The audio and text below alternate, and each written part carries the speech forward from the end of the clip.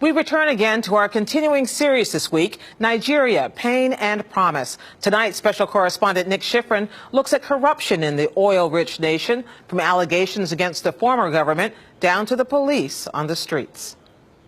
On the streets of Lagos, there's a saying, every day is for the thief. Godwin Ekpo's thief was supposed to be his protector. Do the police often ask for money? It's still common in Nigeria here. The police are fond of taking money from people by force. Godwin drove a taxi called a tricycle. Last month, a police officer stopped him to demand a bribe.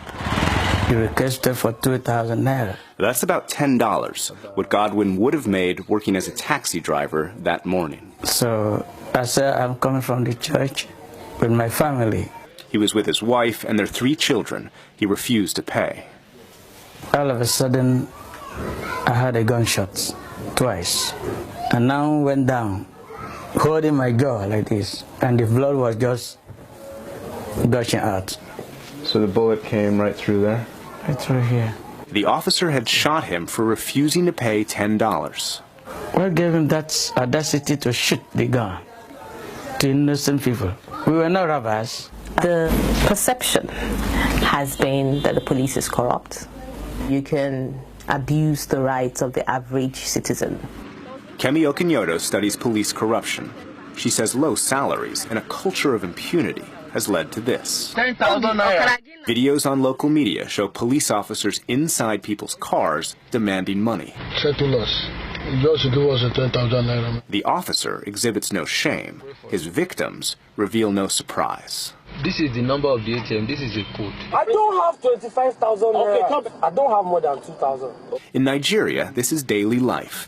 For some, when the person asking for money has a club or a gun, bribes are more like ransoms. The low-level corruption makes it worse when you come in contact with police officers, when you go and report a case, and the case can easily be turned against the person that has come to report. In Nigeria, the corruption is sadly everywhere. Shopkeepers here say police preside over a market for fake medicine. I've been asked for bribes by police officers, by soldiers, by airport security officers behind the X-ray machine.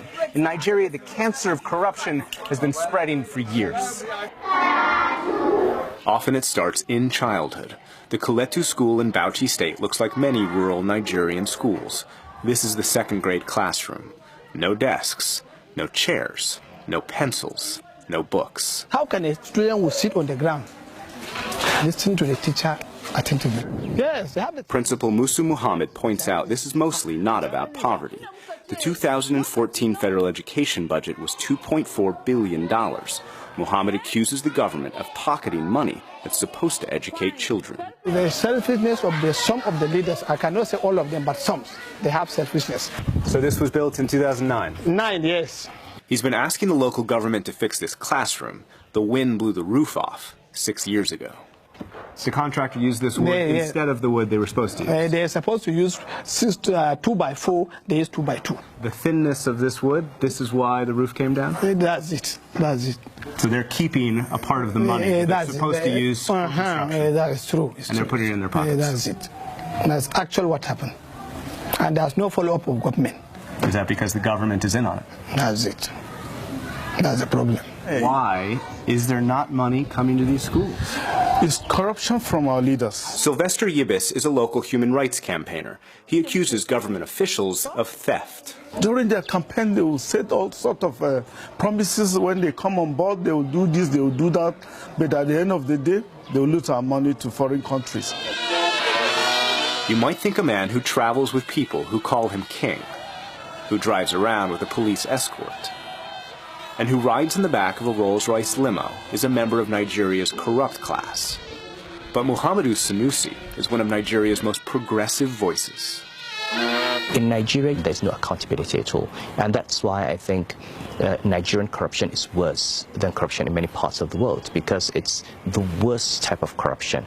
It's stealing. Sanusi is the Emir of Kano, Nigeria's second highest Islamic authority. But he's most famous for what he did wearing a suit. We don't have development because vested interests continue to rape this country and continue to take the money out. That's a TEDx conference in 2013 when Sanusi was Nigeria's central bank governor. He accused former President Goodluck Jonathan, former Petroleum Minister Dezani Alison Madueke, and the federal government of looting $20 billion of the country's oil wealth. In response to his whistleblowing, he was fired. Frankly, I think $1 billion a month under Jonathan was about what we were losing. Nigeria is Africa's richest country because of oil, but the oil deals are as opaque as the oil being exported. U.S. and British officials told us Alison Madueke might have personally overseen the stealing of $6 billion, the most common method, awarding oil contracts to companies owned by friends. Basically, all it does is allows a group of people who themselves don't have any kind of operating background to pay $50 million, okay, for access to the crude oil in blocks valued at over $2 billion. And they just take the crude, ship it out, and don't return the money. And there is no trace of where the money has gone. The second way to steal was by literally making oil on ships disappear. We obtained this document that shows in February 2014, of 32 ships carrying Nigerian oil, 19, nearly 60%, didn't deliver the same amount of oil they picked up. Someone gets a contract to lift crude from the terminals to the refineries, and in between, that crude is stolen. It's stolen in the high seas. Alison Madueke's lawyer declined to speak to PBS News Hour, but in London, where she's recovering from cancer treatment, she told a Nigerian journalist, quote, "How can 20 billion disappear? I challenge anyone to come forward with facts showing I stole government or public money. I've never stolen Nigeria's money." If she goes to court and if she's jailed, for example, it sends a signal, I think, that there is a day of reckoning. President Muhammadu Buhari has promised that day of reckoning. He was elected on a platform of fighting corruption. President Buhari's campaign against high-level corruption began on this street and this house, or more like this mansion. This is where the former National Security Advisor lives, and armed soldiers arrived here and took away 5 bulletproof cars, 7 assault rifles, and arrested the former National Security Advisor for having them. But Sambo Dasuki isn't only accused of hoarding his own weapons. He's accused of stealing billions of dollars from the military when he was supposed to be supplying them with weapons. They make money instead of fighting the bad boys. They are not giving us that money. That's the corruption now. This man is an active-duty Nigerian soldier. He was on the front lines against Boko Haram when he was shot through the knee. People firing from both left and right. We had so many casualties. He says he and his men were so short of resources, their weapons didn't have bullets, and their trucks didn't have gas. There wasn't fuel in the vehicles. You had to donate money even just to fill the truck with fuel. The commanders came out categorically telling us that there is no fuel and they don't have money. It's either they will leave us there to die or we'll find an alternative. It appears Dasuki had the money. This document obtained by PBS News Hour is a request by Dasuki's office for $47 million. A Nigerian official says the money left the central bank in cash at night in armored vans. A second document shows Dezani Alison Madueke's name on the bottom. This transfer was for $289 million to the National Intelligence Agency. The problem with that, the official National Intelligence Agency budget was only $160 million. There's no doubt that situation is strongly linked with corruption. Professor Bolaji Owasanoi advises Buhari on how to combat high-level corruption. Because money that was appropriated was not being used for purpose. That's why I said corruption weakened and escalated our insecurity. Because money that was appropriated for weapons, for welfare, it wasn't getting to base. Dasuki has denied the charges. His lawyer, Raji Ahmed, declined to be interviewed on camera, but he told me, quote, "All the procurements were made at the request of the military. They identified the contracts or the suppliers, and Dasuki merely sought the approval of the president." That explanation doesn't satisfy the new government. Those who have looted public funds are going to be prosecuted, and those funds are going to be recovered. I'm feeling serious pain now. But fixing this won't be easy. There's a saying here, when you fight corruption, corruption fights back. And now went down, holding my jaw like this, and the blood was just gushing out.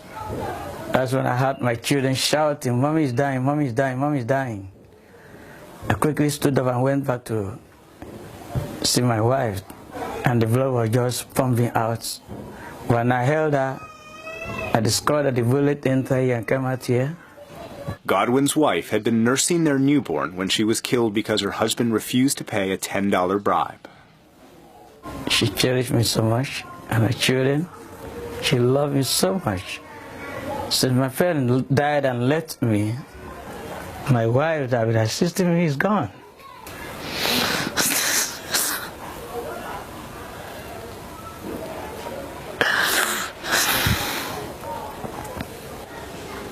I would like my children to be great men and women in this generation.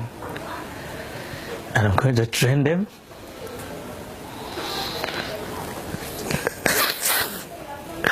My God. Corruption stole this man's wife and these children's mother.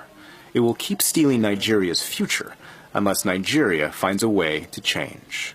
Nick Schifrin, PBS News Hour, Kano, Nigeria.